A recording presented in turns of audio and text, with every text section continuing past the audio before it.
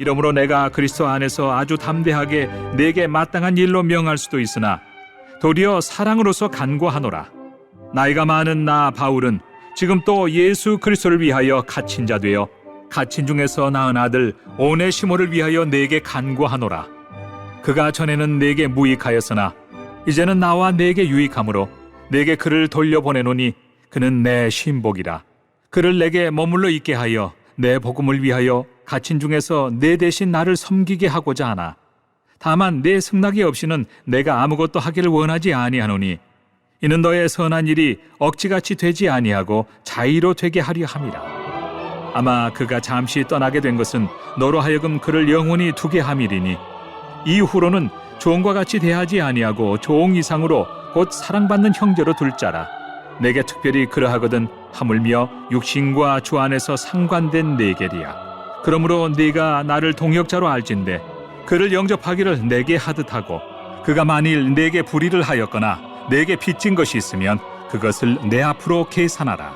나 바울이 친필로 쓰노니 내가 갚으려니와 내가 이외에 내 자신이 내게 빚진 것은 내가 말하지 아니하노라.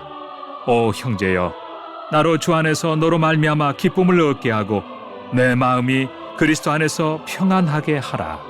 나는 내가 순종할 것을 확신함으로 내게 썼노니 내가 말한 것보다 더 행할 줄을 아노라. 빌레몬서는 성경에서 가장 짧은 책 중에 하나예요.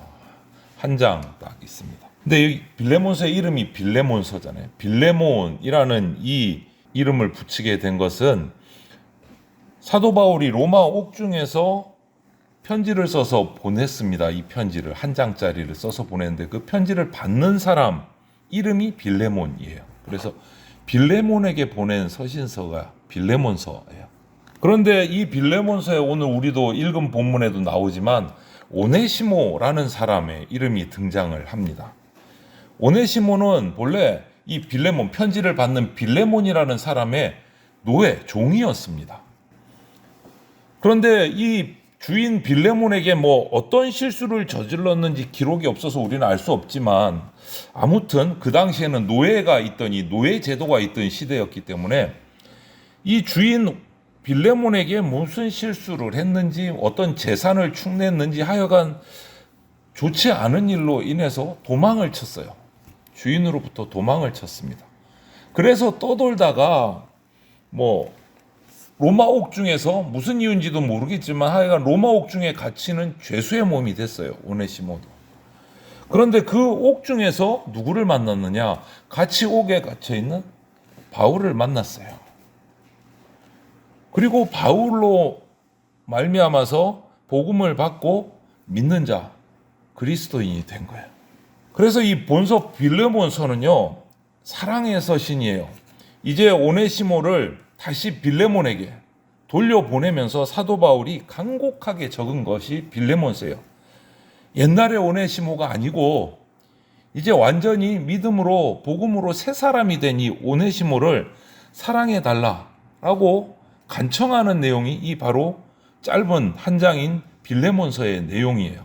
그래서 오네시모에게 이 빌레몬서를 들려서 빌레몬에게 보낸 거예요. 여러분 잘 생각해 보십시오. 로마 제국 시대의 노예란 것은요, 인간이 아니에요. 인격이 없어요.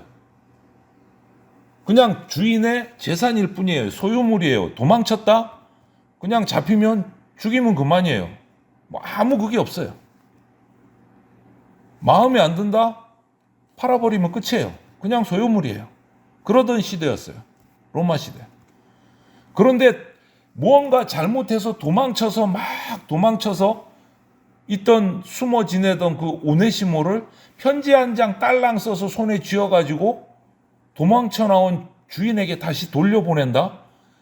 그냥 일반적인 그 당시의 풍토를 보면 이거는 뭐 하라는 거예요? 야, 너 가서 죽어. 그냥 돌 맞아 죽든지 칼에 찔려 죽든지 그냥 주인한테 가서 죽어. 이 소리인 거예요. 그 당시의 모습을 보자면. 그런데 바울은 그 편지에 자신이 지금 옥중에서 고생하는 그 처지는 하나도 적지를 않고 한 형제가 예수 안에서 지체된 믿음에 가족된 한 형제가 다른 한 형제를 사랑할 수 있도록 힘을 다해서 글을 적어서 주선해서 간청해서 보낸 거예요.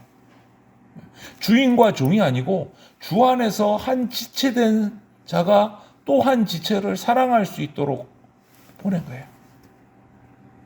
그래서 오늘 이 오네시모라는 이 어떻게 보면 빌레몬이 주인공이 아니고 어떻게 보면 오네시모가 주인공인 것 같아요. 이 오네시모를 우리가 한번 살피면서 교훈을 받으면 좋겠어요. 먼저 위에서 말한 것처럼 오네시모가 예수님을 믿고 복음을 받고 변했는데 그 거듭나기 전과 후를 우리가 한번 살펴봐야 돼요. 예수님 만나기 전, 예수님 만난 후. 거듭나기 전에 바울을 통해서 복음을 듣기 전에 이 오네시모는 정직하지 못한 사람이었어요. 탐욕이 많았던 사람이에요. 주인의 것도 훔치고 주인에게 불이익을 끼쳤던 종이었어요. 그래서 신임을 잃으니까 도망쳤어요. 죽기 싫으니까. 잘못한 거 드러나면 죽으니까. 도망친 거예요. 그러다가 또 사고를 쳐서 옥에 투옥되기까지 했어요. 이런 오네시모의 예수님 믿기 전의 삶을 보면 그냥 종이고 신분이 노예고 어떻게 해도 살 방도가 없으니까 그냥 막 나가면서 그때그때 그냥 사는 거예요. 뭐 죄고 선이고 이런 구별이 없이 그냥 목숨 부지하기 위해서 먹고 살기 위해서 죄도 지었다가 뭐 도망도 갔다가 그냥 그렇게 막 살던 사람이란 말이에요. 예수님 만나기 전에 오네시모. 어떻게 보면 정말 어디도 쓸모없는 존재인 거예요. 물론 그 당시는 하나님도 몰랐던 상태예요. 그랬던 그가 옥에 갇혀서 사도 바울을 만났어요. 사도 바울을 통해서 복음을 받았습니다. 그리고 예수님을 믿고 거듭난 자가 됐어요. 분명히 이 빌레몬은 다른 기록들을 보면 잘 믿는 그리스도인이었어요. 오네시모의 주인이었던 빌레몬은. 그렇다면 빌레몬의 집에 노예로 살 때 분명히 예수님이나 교회나 이런 말씀에 관해서 얼핏이라도 들었을 거예요. 아니면 주인을 통해서 복음을 들었을 수도 있어요. 하지만 그때는 복음을 받지 않았어요. 막 살은 걸 보면, 막 쓰는 것을 보면. 그런데 바울을 만난 후에 복음을 받아들였어요. 그 결과로 엄청난 변화가 일어납니다. 오네시모의 인생에서. 이제는 도둑질, 파렴치한 짓, 뭐 이렇게 막 나가는 짓 하지는 않는 거예요. 뿐만 아니고 사도 바울이 오늘 오네시모를 빌레몬에게 소개하면서 무엇라고 표현하는지를 한번 보세요. 형제라고 표현을 해요. 형제. 아니 도둑질하고 도망쳤던 그 노예를 사도 바울이 내 형제라고 표현을 해요. 그리고 빌레몬 주인인 그 빌레몬이 오네시모를 다시 받아들여도 이제는 더 이상 패기치지 않을 인물이다라는 거예요. 내 형제. 사도 바울이 형제라고 표현할 정도가 됐어요. 오네시모가. 그리고 12절에 사도 바울은 한 가지 더 중요한 말을 합니다. 오네시모를 빌레몬에게 얘기하면서 12절에 그는 내 신복이라 이렇게 표현을 해요. 내 신복이다. 여기서 신복이라는 말은요. 이 당시에 어떤 문헌들을 살펴보면 정말 가까운 관계죠. 옥중에 어떤 사람이 갇히게 되면 가장 가까운 사람, 신뢰가 가는 사람이 그 사람과 함께 옥중에 들어가서 수종들, 옥바라지를 하는 사람이 있어요. 그런 사람을 가르쳐서 신복이라고 말해요. 아니 옥에 갇혔는데 정말 일반적으로 옥에 갇힌다는 것은 나쁜 죄인이잖아요. 그런데 그 사람을 믿고 그 사람에게 들어와서 함께 옥중에서 자기는 잘못한 것도 없는데 옥중에서 그 사람 옥바라지를 한다. 어느 정도의 관계면 이 정도 되겠어요? 대단한 거예요. 신뢰가 대단한 신뢰를 가진 관계죠. 그런 관계를 사도 바울은 오네시모에게 표현한 거예요. 내 신복이라. 그리고 내가 더 데리고 있고 싶다라고 표현을 할 정도예요. 나와 함께 복음 전하고 싶다. 그렇게 말할 수도 있어요. 오늘 그렇게 얘기하잖아요. 13절에 보면 그를 내게 머물러 있게 하여 내 복음을 위하여 갇힌 중에서 내 대신 나를 섬기게 하고자 하나. 복음 전하는 일, 옥중에 같이 있는 일도 오네시모하고 같이 하고 싶다라고 할 정도예요. 그러니까 정말 신복인 거예요. 말로만 빌레몬에게 잘 보이게 하려고 한 게 아니고 진짜 신복인 거예요. 사도 바울에게 인정받는 사람이 된 거예요. 이 도망친 종이 사고치던 노예가 사도 바울의 신복이 됐어요. 바울이 옥에 갇혀 있는 동안 같이 있고 싶어 할 정도로 대단한 그리스도인, 인격자가 된 거예요. 바울의 사랑을 받은 사람이 된 거예요. 그리고 성경에는 기록되어 있지 않지만 중세 기독교회사의 이런 기록들을 찾아보면 교부 ig나디우스라는 사람은 자기 기록에 뭐라고 적혀져 있나 보니까 이 오네시모가 후에 옥에서 나와서 에베소와 베레아 교회의 감독으로 일한 것도 기록이 되어 있어요. 목회자로. 엄청난 거예요. 그 당시 종은요 소유물이에요. 그냥 죽이면 끝이에요. 인격체가 아닌 거예요. 그랬던 그가 바울을 통해서 복음을 받고 완전히 변화돼서 목회자가 됐다. 교회를 섬기는. 바울의 신복이다. 형제라고 불릴 정도로 끈끈한 신뢰를 가진 사람이 됐다. 그리스도인이 됐다. 엄청난 거예요. 예수님을 만나기 전과 후가 이거는 그냥 쉽게 180도지만 이건 변해도 너무 변한 거예요. 엄청난 변한 거예요. 거듭난 전과 거듭난 후의 삶이. 그를 형제라고 불렀어요. 그러면서 사도 바울은 오네시모를 계속 자기 옆에 두고 함께 사역하고 싶었지만 빌레몬도 사도 바울을 통해서 복음을 받은 자예요. 그러니까 주인과 종이 전부 다 사도 바울을 통해서 예수님을 만난 그리스도인이 된 거예요. 그것을 알게 된 사도 바울이 그냥 둘 수가 없어서 자기 옆에 두면 자기는 너무 좋겠지만 이 둘의 관계를 다시 사랑을 회복시켜주기 위해서 오네시모를 빌레몬서 편지를 적어서 주인에게 빌레몬에게 보내는 거예요. 그 관계를 회복시키기 위해서. 그러면서 그 편지를 보면 빌레몬에게 부탁하기를 오네시모를 도망친 죄인으로 종으로 받아들이지 말고 형제로 좀 받아주라. 간절히 있습니다. 형제로 받아주라. 주 안에서 형제로 받아주라. 그러면서 또 한 가지 뭐라고 부탁합니까? 나를 영접하는 것처럼 오네시모도 영접해주라. 바울과 동격으로 생각해 달라는 거예요. 엄청난 간청이죠. 그리고 또 붙여서 얘기를 합니다. 혹시 그가 종이었던 때 너를 빌레몬 너에게서 도망쳐 나오면서 너의 어떤 재산을 축낸 어떤 금액적인 거 이런 것 있다면 18절에 보면 내 앞으로 계산하라. 내가 다 갚아주겠다. 내 앞으로 계산하라. 오네시모가 예수님 몰라서 종이었을 때 내 밑에 있다가 도망치면서 너의 집안에 축낸 어떤 재산들이나 손해 끼친 거 내가 갚겠다. 내 앞으로 계산하라.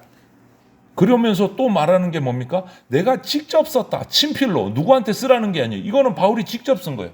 정말 정성을 들인 거예요. 이 둘의 관계를 회복시키기. 내가 친필로 적었다.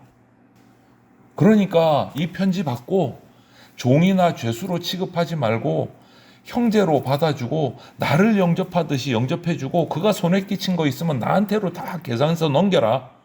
그래서 내 마음을 좀 편하게 해달라. 서로 사랑을 회복해라. 그러면서 빌레몬에 관한 신뢰도 얘기를 해요. 21절에 뭐라고 합니까? 나는 빌레몬 네가 순종할 것을 확신함으로 너에게 이 편지를 썼다. 네가 내가 말한 것보다 더 행할 줄 아노라. 더 잘해줄 걸로 나는 확신한다.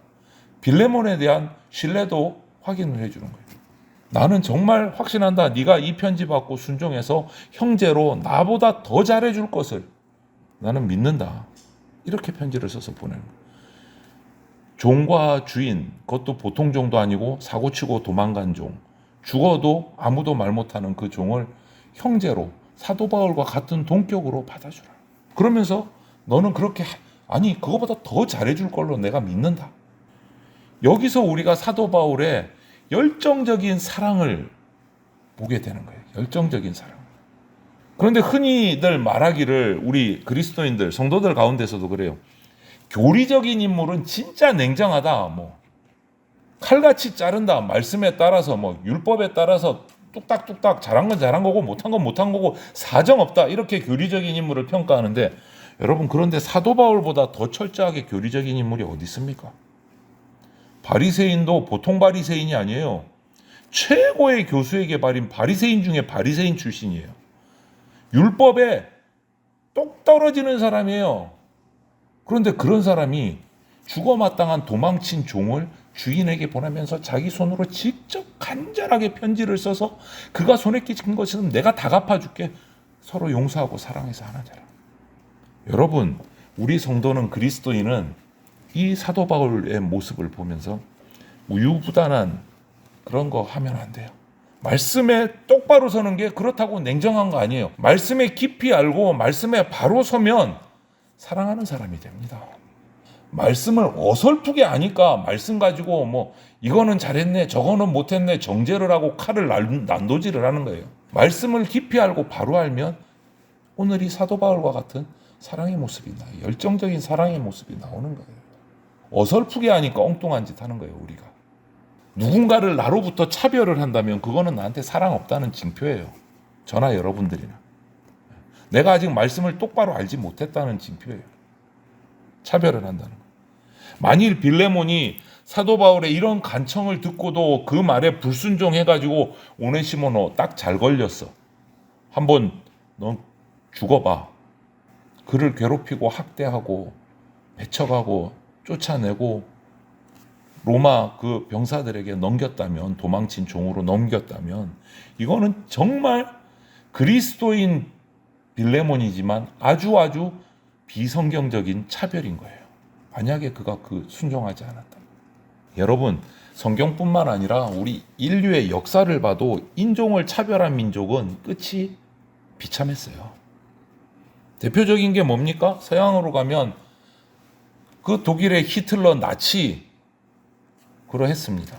동양으로 오면 일본의 제국주의 그러했습니다. 자기 민족이 아니면 정말 사람으로 보지 않고 짐승처럼 살해하고 그들의 칼날에 목숨을 잃은 유대인들이나 우리 한국이나 동남아인들이 수도 없이 헤아릴 수가 없어요. 인종 청소한다고. 그 결과 그들의 마지막은 어떠했습니까? 역사 속에서 그 패전국은요 죽음만도 못한 현실을 맞이했잖아요. 독일은요 지금까지도 총리들이 날 때마다 그 나라들 폴란드나 이스라엘을 찾아가서 머리 숙여 사과합니다. 그 선조들의 그 엄청난 잘못들을 고백하면서. 일본은 아직 그러지도 않아. 그럼에도 불구하고 패전국으로서 군대를 못 가지잖아요.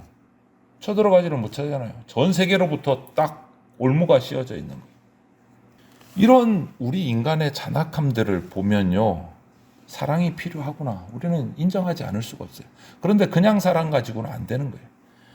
여러분, 공산주의는 기독교를 비판합니다. 자기들만이, 공산주의만이 사회를 바꾸고 사람을 바꿀 수 있다고 막 이론을 그럴듯하게 막 강조를 해요.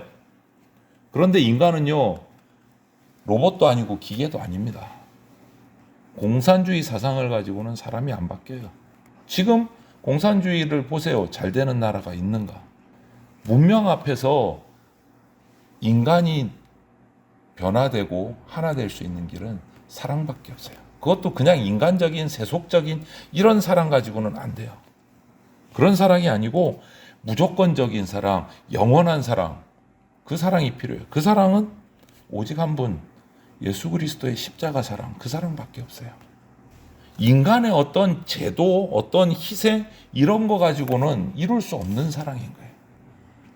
오늘 저와 여러분들이 오늘 이 사도 바울과 오네시모와 빌레몬 이 세 사람의 관계 속에서 있는 이 핵심은 뭐냐? 모든 것을 다 내려놓는 사랑이에요. 모든 것을 다 내려놓는 사랑. 지체를 향한 사랑이에요. 그래서 우리 모두가 예수 그리스도의 그 영원한 무조건적인 십자가 사랑으로 내 가족을, 내 지체들을, 우리의 이웃들을 바라보고 사랑하고 품을 수 있는 그러한 사랑으로 우리가 위대한 형제, 위대한 자매가 다 되어서 예수 그리스도의 사랑을 더 널리 우리가 전할 수 있는 그런 위대한 형제, 위대한 자매로 우리가 세워지기를 주님의 이름으로 축원을 드립니다. 아멘.